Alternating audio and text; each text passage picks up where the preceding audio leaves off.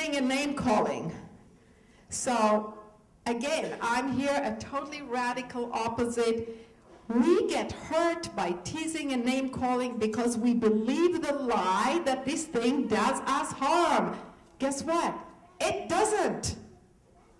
What difference does it make to me if somebody calls me a bitch? Okay. Just like my son said when they called him gay. What difference does it make? So what would be better in terms of peer pressure, strength, self-confidence, for children to learn to be hurt by the words of others, or for people to stay powerful and strong and rooted in themselves and be able to hear others? Of course, the second.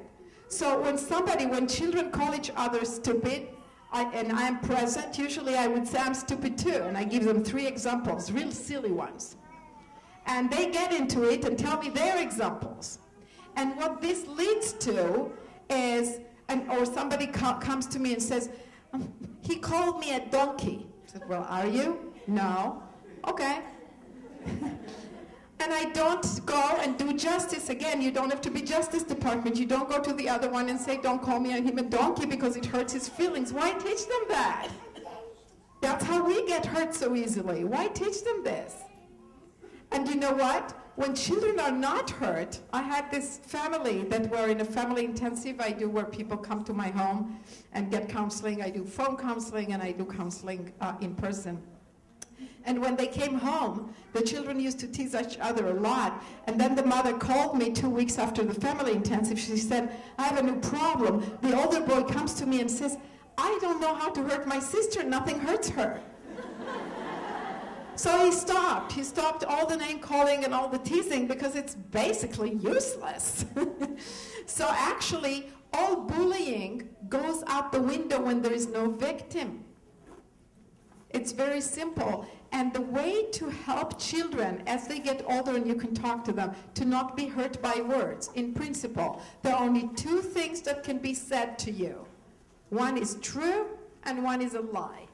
So if somebody tells you you're a liar and you didn't just lie, you can still see the times that you did lie, and you can say, thank you, I can see that.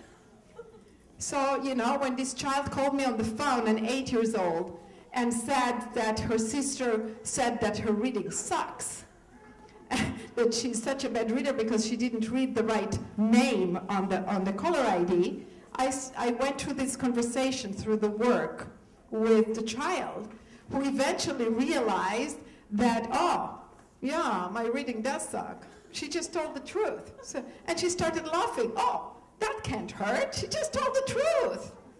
So those are the 2 kinds. There is the one that is true, and then it can't hurt, because the truth has been told. Say thank you and learn what you learned from it. Or it's a total lie. And how can that hurt? If somebody told me, you're really annoying me with your chain smoking, and I've never smoked in my life, I would say thank you. It doesn't hurt me that they say that. And I'm open to discover maybe I was unconscious for a few years and I was a chain smoker. Or a smoker at all. I mean, how do I know? You know, people have all kinds of stories. Maybe it's more I walk in my sleep and smoke. So I say, you know, I haven't found it yet, but I'm open, and thank you for sharing your experience with me, because that's all they share with you, their experience, and it's either fitting with your experience of yourself or it doesn't. But how can it hurt? So let the children do it, and I find that when you don't intervene, they'll finish it on their own. In fact, it becomes funny. I remember 2 children of mine going with each other, and it's like more and more and more. No, you're this. No, you're this. But you're this. But you're that. And eventually they're just laughing. Because it's like they build up a drama, and I stood there and looking, you know, totally calm and enjoying myself. And it's like, okay, this is really funny. And it also takes away all the fear that somebody will hurt you. You know, my husband is a little aggressive verbally sometimes. And the children, I asked them, how do you relate to that? She said, well, you taught us really well. We're not hurt by it at all. And they're not.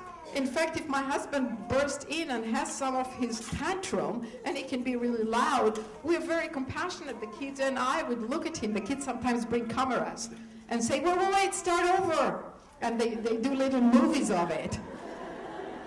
But, you know, so it's always humor. We don't take it too seriously. Nobody remembers the content later anyway. Why get into it?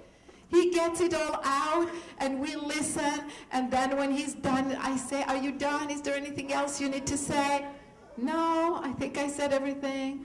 And usually my husband immediately jumps into his sense of humor and say, was I good? Very, very sweet.